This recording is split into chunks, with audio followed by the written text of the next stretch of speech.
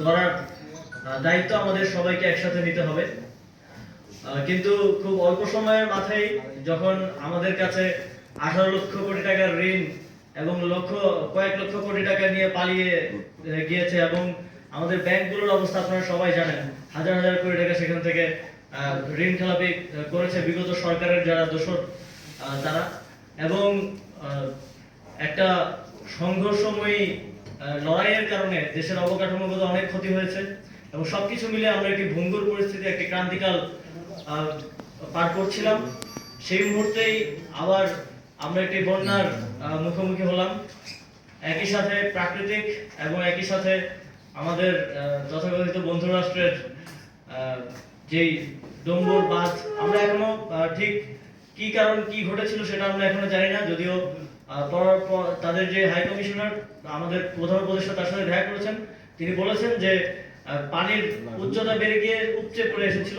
আমরা অবশ্যই সেটি বের করার চেষ্টা করব যে আসলে কি ঘটেছিল, কারণ এটি জানা আমাদের দেশের জনগণের অধিকার এবং জনগণকে সেটা আমাদের জানাতে হবে এবং সেই প্রেক্ষিতেই আমাদেরকেও সিদ্ধান্ত নিতে হবে।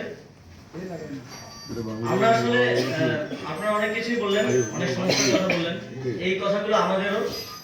আমরা এমন একটা অবস্থা পেয়েছি যেটাকে গত 16 বছরে প্রতিদিন খুঁড়ে খুঁড়ে নষ্ট করা হয়েছে। আমরা এমন একটা রাষ্ট্রের দায়িত্ব নিয়েছি যার প্রতিটি অঙ্গকে নষ্ট করে দেওয়া হয়েছে এবং অকার্যকর করে রাখা হয়েছে। তো এই অবস্থা থেকে উত্তরণে আমাদেরকে আপনাদের সময় এবং সহযোগিতা দিতে হবে, যেটা আপনারা করছেন। এই বন্যা পরিস্থিতিতে আবারও প্রমাণিত হয়েছে যে বাংলাদেশ এক জায়গায় আছে। বাংলাদেশের সকল পক্ষ একসাথে হয়ে ঐক্যবদ্ধভাবে যে কোনো দুর্যোগ, যে কোনো দুরবস্থা মোকাবেলায় আমরা প্রস্তুত আছি। আসলে ব্যক্তিকে দোষ দিয়ে আসলে লাভ নেই, অনেক দায়িত্বশীলরাই তাদের দায়িত্ব পালন করতে পারে না। আমরা যেটা বলছি যে আমরা সিস্টেমের রিফরমেশন করব। আসলে সমস্যাটা সিস্টেমে। যে অফিসার তার সিনিয়র অফিসারকে ঠিকভাবে কাজ করতে দেখেন না, আর তিনি কিভাবে ভালোভাবে কাজ করবেন? একদম উপর থেকে নিচ পর্যন্ত পুরোটাই ঠিক করা জরুরি এবং সেই সিস্টেমের রিফরমেশনটাই আমরা করব। বর্তমান যে ক্রান্তিকালীন পরিস্থিতি, এই পরিস্থিতি থেকে উঠে যাওয়ার পরেই আমরা রিফরমেশনে হাত দেব এবং সেটি আমাদের কমিটমেন্ট ছিল মানুষের প্রতি। ছাত্র জনতা এই আন্দোলন করেছিল এই রিফরমেশনের জন্য, শুধু ক্ষমতার পালাবদলের জন্য দেশের জনগণ এই আন্দোলন করেন। এই অঞ্চলটি আসলে বরেন্দ্র অঞ্চল হিসেবে পরিচিত।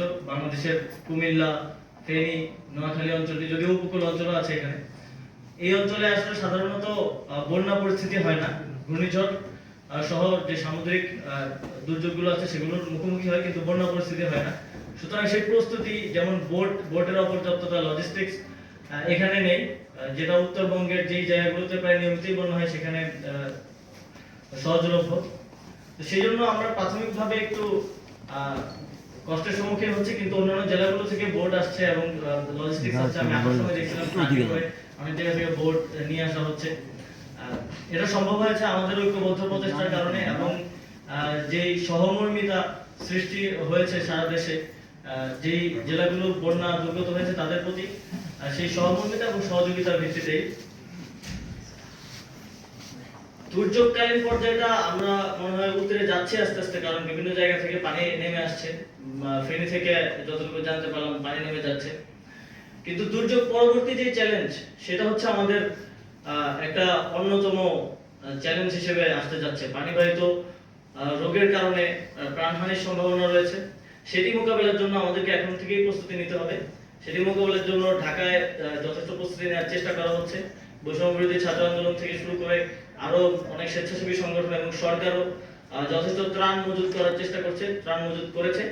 যেহেতু যোগাযোগ ব্যবস্থা আশা করি পানি নেমে গেলে আরেকটু শিথিল হবে, সেক্ষেত্রে আমরা সেই ত্রাণগুলো পৌঁছে দেওয়ার চেষ্টা করব, আপনাদের কাছে পৌঁছে দেব।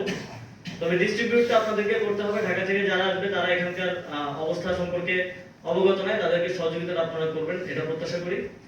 এবং শুধুমাত্র যোগাযোগ এবং যাতায়াত ব্যবস্থা যেখানে ভালো সেখানেই না, প্রান্তিক পর্যায় পর্যন্ত যেন ত্রাণ পৌঁছে দেওয়া যায় এবং সমবন্টনটা যাতে নিশ্চিত করা যায়, এটা আপনারা নিশ্চিত করবেন, এই প্রত্যাশা থাকবে। আপনারা জানেন যে আমাদের বিশেষ করে আমি যে দুই মন্ত্রণালয়ের দায়িত্বে আছি, যুব ক্রীড়া এবং শ্রম কর্মসংস্থান, আমাদের মন্ত্রণালয়ের প্রত্যেক কর্মকর্তা কর্মচারী তাদের একদিনের বেতন